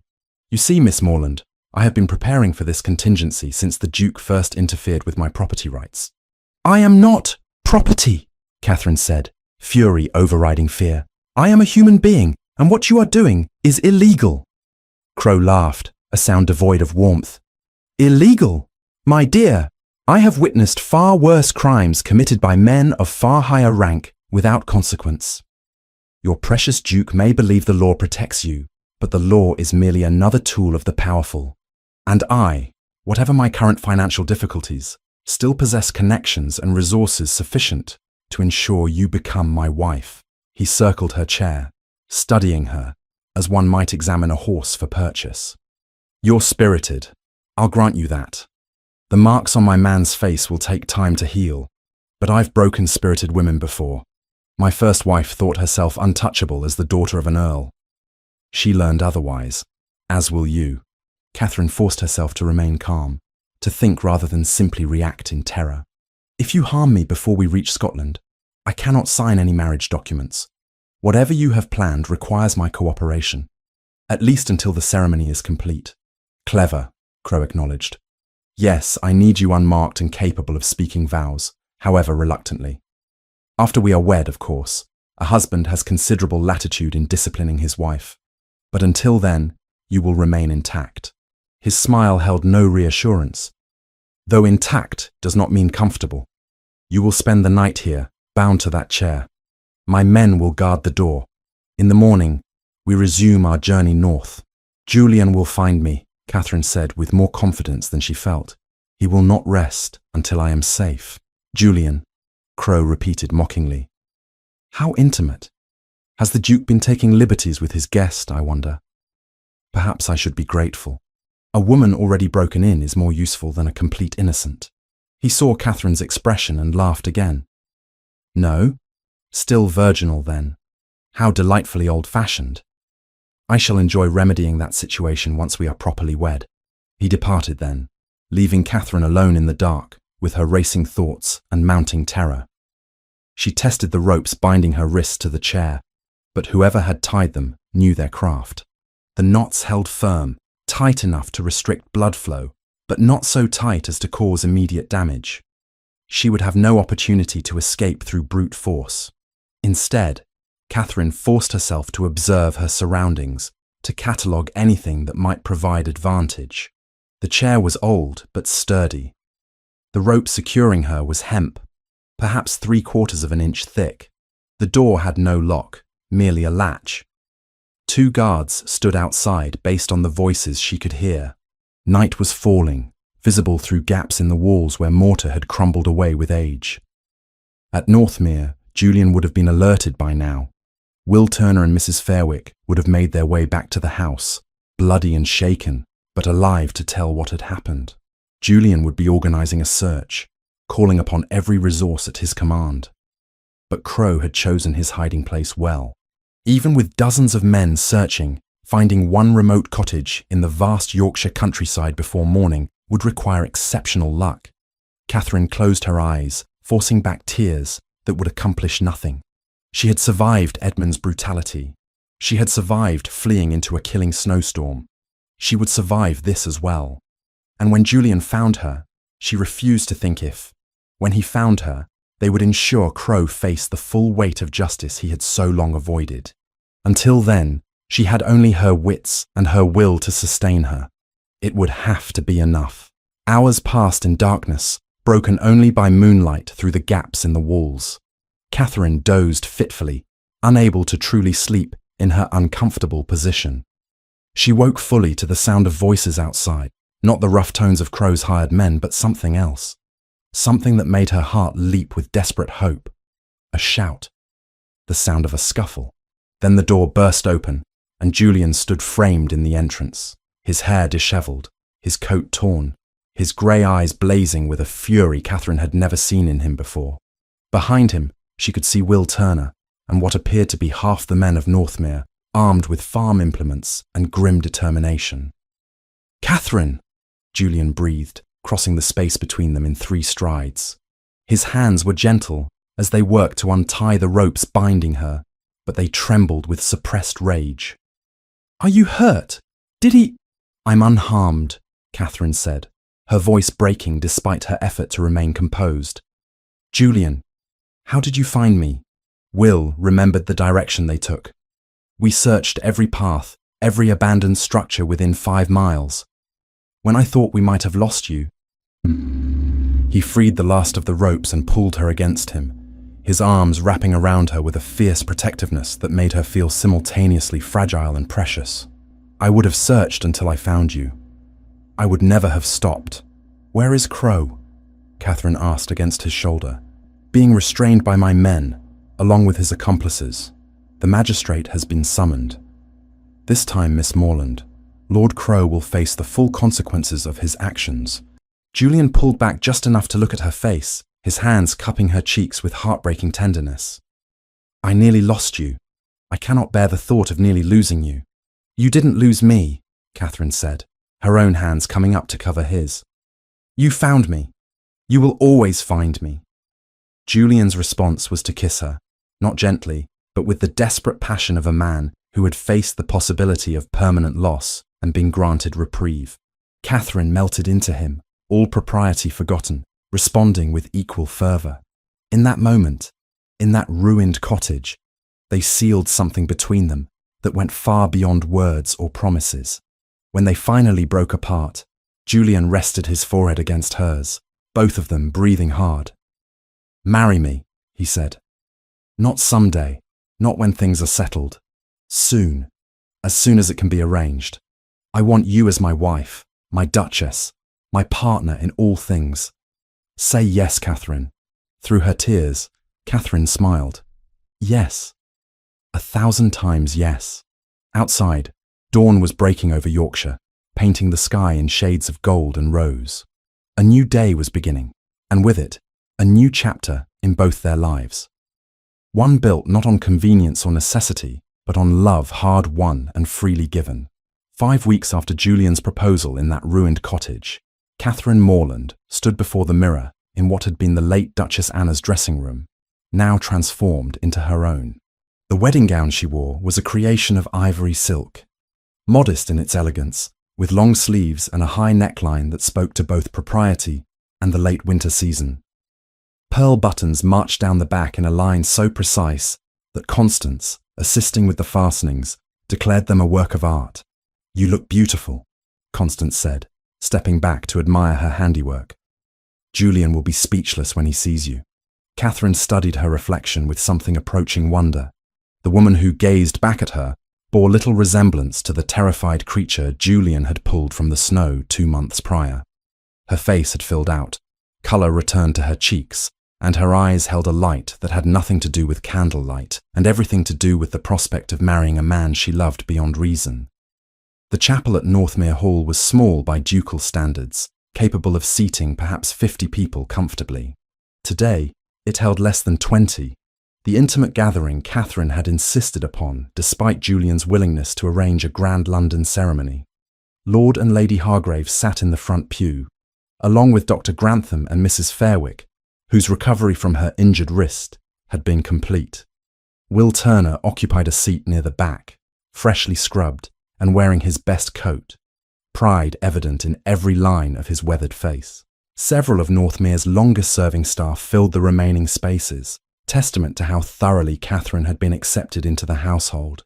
The events following Crow's capture had unfolded with satisfying swiftness.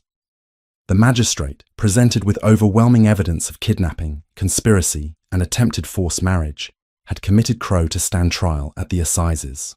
His hired men, offered clemency in exchange for testimony against their employer, had provided detailed accounts of Crow's planning and intent.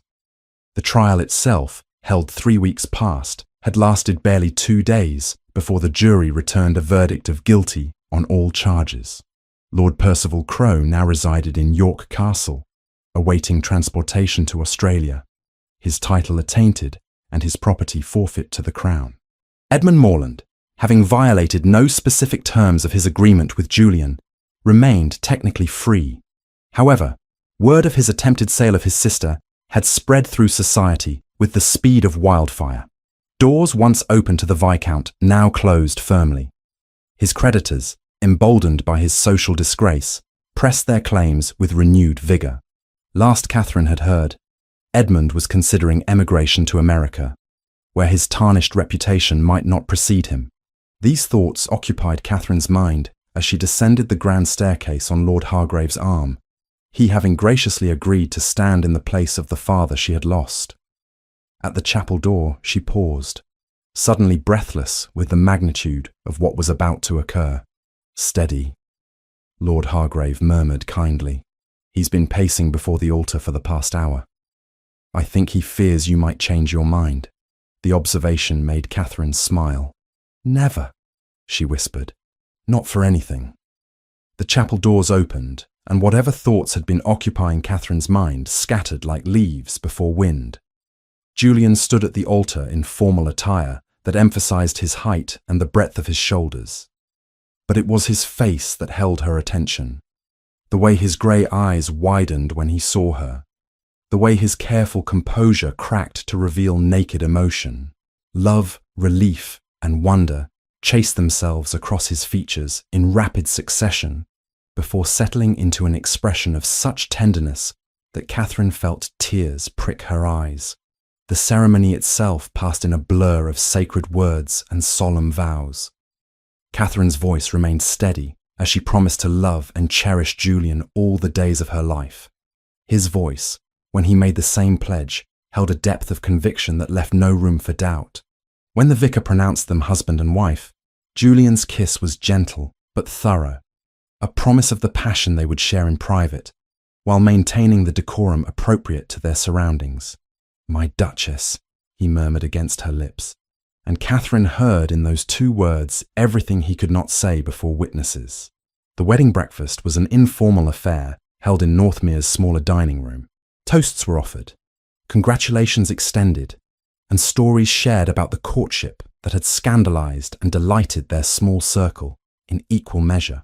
Will Turner, emboldened by champagne, recounted the night of Catherine's rescue with dramatic flourishes that had Mrs. Fairwick rolling her eyes but smiling nonetheless. "I knew from that first night," the steward declared, raising his glass toward the newlyweds, "that something extraordinary had begun. The Duke carried Miss Morland into this house like she was made of glass, and from that moment, Northmere was never quite the same. To the Duke and Duchess, may they have all the happiness they deserve." "Hear, hear!" the assembled guests chorused, raising their glasses.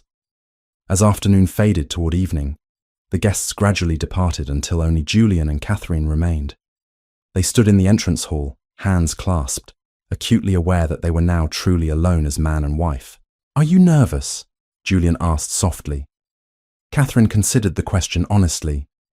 "A little," she admitted. "Not of you, but of the unknown. I have never—" "Nor have I, truly," Julian interrupted gently. "Anna and I shared perhaps 3 encounters in 4 years of marriage, all marked by duty rather than desire. Whatever we discover together tonight will be new for both of us." His candor eased Catherine's tension. "Then we shall learn together," she said, echoing the promise they had made months ago in the rain-soaked garden.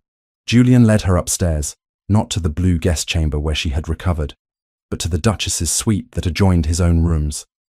A fire burned in the grate, casting dancing shadows across furniture that had been Anna's but now belonged to Catherine.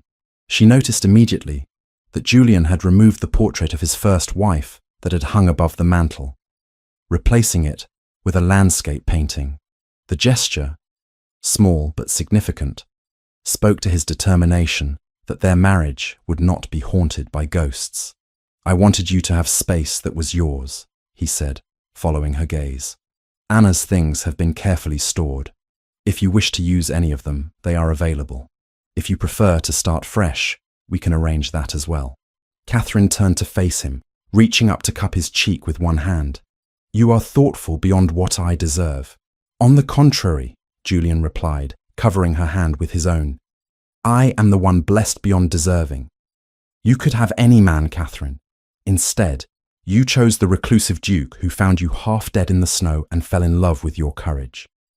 And I fell in love with the man who saw me as more than my circumstances," Catherine said, "who valued my mind, who listened to my fears, who risked everything to keep me safe." Their kiss began gently, a tender exploration that gradually deepened into something more urgent. Julian's hands moved to the buttons marching down Catherine's back, and she felt the gown loosen as he worked them free with patient care. When the silk finally pulled at her feet, leaving her standing in just her chemise and stockings, Julian drew back to look at her. "Beautiful," he breathed. "Catherine, you are so beautiful." Catherine, emboldened by the desire evident in his gaze, reached for the buttons of his waistcoat. "Your turn," she said, surprising herself with the playfulness in her tone. What followed was a revelation of tenderness and passion, fumbling moments balanced by discoveries that left them both breathless. Julian proved to be an attentive husband, concerned always with Catherine's comfort and pleasure. When she tensed at the inevitable moment of pain, he stilled, murmuring reassurances until she relaxed enough for them to continue. The discomfort faded quickly, replaced by sensations Catherine had never imagined, building to a crescendo that left her clinging to Julian's shoulders and crying out his name. Afterward, they lay tangled together beneath the bedcovers, Catherine's head resting on Julian's chest as his hand stroked lazy patterns along her spine. "Are you well?" he asked, the concern in his voice touching her deeply. "I am better than well," Catherine replied honestly. "I am happy, Julian. Truly, deeply happy." "As am I," he said, pressing a kiss to the top of her head. "I thought after Anna's death that I would never feel this way again. But you have proven that the heart, when given proper care, can heal and grow beyond what seemed possible." They talked long into the night, sharing hopes for their future, discussing plans for the estate, and occasionally falling into passionate kisses that led to further explorations of their new intimacy. When sleep finally claimed them, they remained entwined, two souls who had found in each other not just love, but the peace that comes from being fully known and fully accepted. 8 months later, as autumn painted the Yorkshire countryside in shades of gold and crimson, Catherine stood in the newly completed women's shelter that occupied a renovated cottage on the edge of Northmere's lands. 3 women currently resided there, each escaping circumstances similar to Catherine's own ordeal. She had used a portion of her recovered inheritance to establish the refuge, working alongside Dr. Grantham to provide both medical care and legal assistance to women fleeing abusive situations. "The Duchess of Northmere is here," whispered one of the residents to another, awe evident in her voice. Catherine smiled, turning to address the women gathered in the small common room. "Please call me Catherine. We are all sisters here, united by our survival and our determination to build better lives." That evening, she returned to Northmere Hall to find Julian waiting in the entrance, a smile breaking across his face when he saw her. "How was your day?" he asked, drawing her into his arms. "Productive," Catherine replied, melting into his embrace. "Mrs. Thornby has secured employment at the Hargraves estate. She begins next week." "Excellent news," Julian said. Then, more hesitantly, "I received a letter today. From Edmund." Catherine stiffened slightly. "What did it say?" "He's sailing for New York next month. He wrote to not apologize precisely, but to acknowledge that his treatment of you was unconscionable. He claims America will offer him a fresh start. I hope he finds what he seeks," Catherine said after a moment. "Though I cannot bring myself to wish him well." "Nor should you," Julian agreed. "Forgiveness, when it comes, should be on your terms and your timeline." They stood together in comfortable silence, watching through the tall windows as twilight settled over the estate. Catherine's hand moved unconsciously to rest on her abdomen, where new life had just begun to make itself known. She had not yet told Julian about the baby, wanting to be certain before raising hopes that had been so painfully dashed in his first marriage. But soon, perhaps tonight, she would share the news that would transform them from husband and wife into father and mother. "I love you," Julian said suddenly, as though the words had been building pressure and could no longer be contained. "Every day, I love you more." "And I love you," Catherine replied, rising on her toes to kiss him softly. "More than I ever imagined possible." As darkness fell over Northmere Hall, lights blazed from every window, a beacon of warmth and safety in the vast Yorkshire landscape. Within its walls, 2 people who had known loss and pain had found healing and love. And in the months and years to come, they would build a life together, marked not by the tragedies of their pasts, but by the choices they made each day to choose compassion, courage, and each other. The snow that had nearly claimed Catherine's life had melted away with the coming of spring. In its place grew something far more precious, a love built on mutual respect, shared values, and the unshakable certainty that they were stronger together than either could ever be alone. And that, Catherine thought as Julian led her toward the stairs and the private sanctuary of their chambers, was worth more than all the titles and fortunes in England.